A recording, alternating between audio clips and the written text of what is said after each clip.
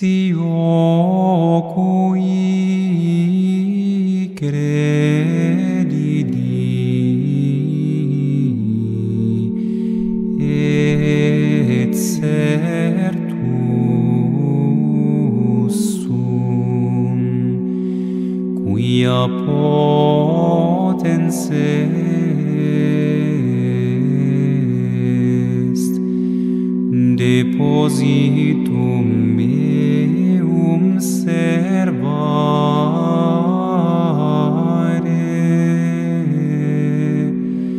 in illum diem.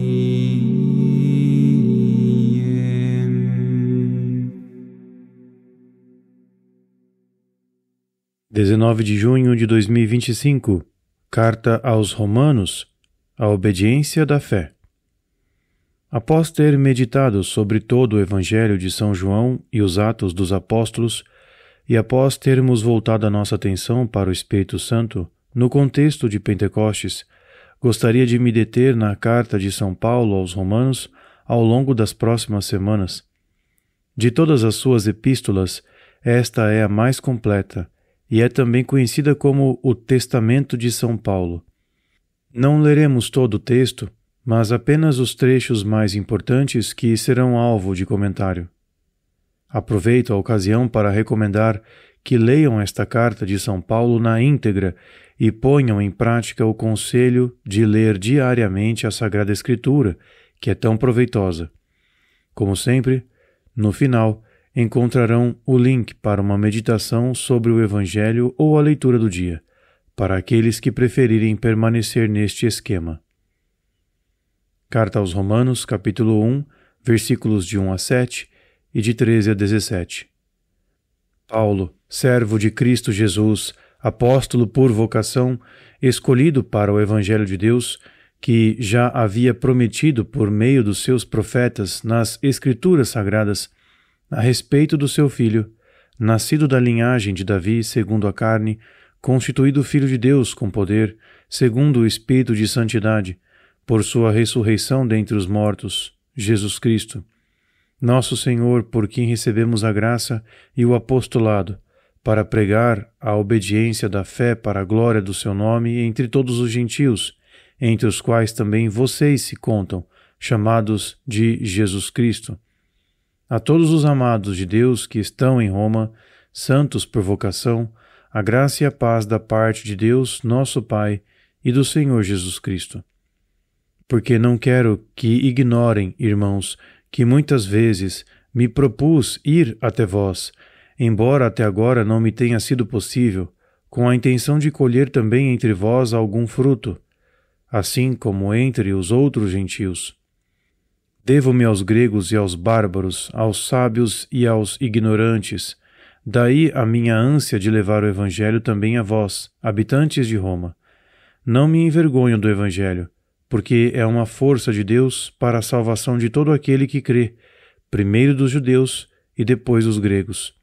Pois nele se revela a justiça de Deus pela fé para a fé, como está escrito: o justo viverá da fé.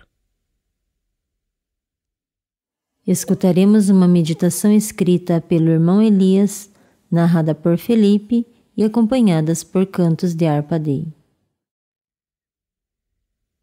De acordo com os Atos dos Apóstolos, Paulo foi enviado como prisioneiro a Roma após ter recorrido ao César contra as acusações dos judeus de Jerusalém.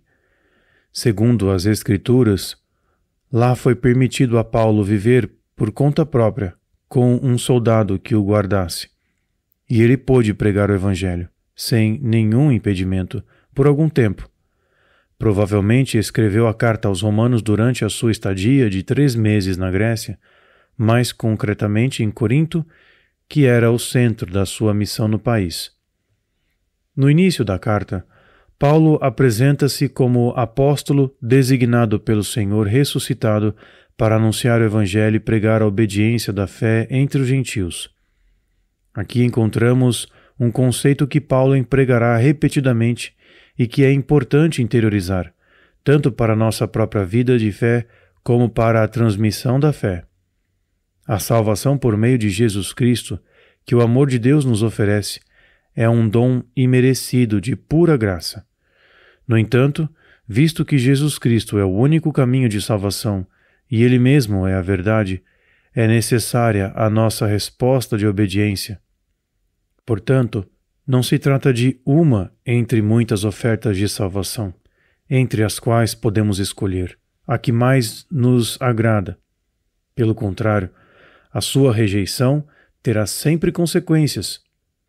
Embora o nosso Pai espere com grande paciência pelo homem e conheça caminhos para oferecer a salvação àqueles que não tiveram a graça de receber o anúncio do Evangelho de forma autêntica, continua válido o seguinte: se alguém se fecha deliberadamente à verdade, Deus não pode penetrar nele com o seu amor nem moldar a sua vida, pois não entrou na obediência da fé.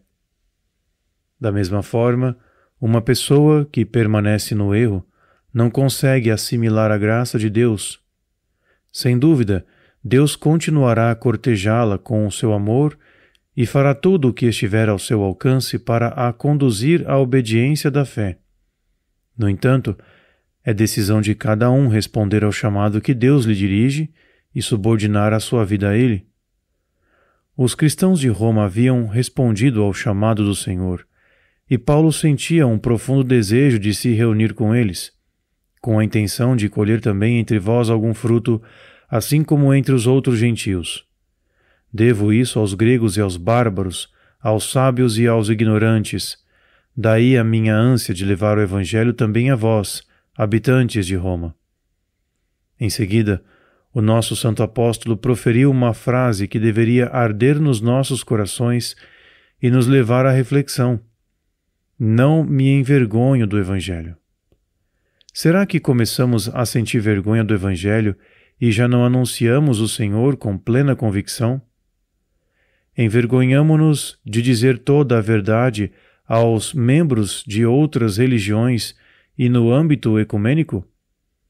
Será que estamos a começar a desculpar-nos de alguma forma por sermos católicos e por termos chamado todos os homens à igreja, enquanto agora preferimos dizer que cada um pode encontrar Deus à sua maneira? Certamente o Evangelho não deve ser anunciado com uma falsa atitude de superioridade, nem recorrendo a métodos equivocados. Trata-se de uma missão que recebemos, como Paulo nos lembra na introdução da sua carta. É o Senhor quem nos confiou essa tarefa.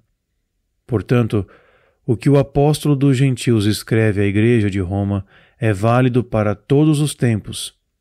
O Evangelho é uma força de Deus para a salvação de todo aquele que crê, primeiro do judeu e também do grego, pois nele se revela a justiça de Deus segundo a fé, como está escrito: o justo viverá da fé. E hoje ouvimos o versículo de abertura que dá melodia às palavras de São Paulo. Eu sei em quem acreditei, e estou certo de que Ele é poderoso para guardar até aquele dia o que me foi confiado. Domine probasti me et cognovisti me. Tu cognovisti sessionem meam et resurrectionem meam. Si ocui credidi et certus sum, quia potens est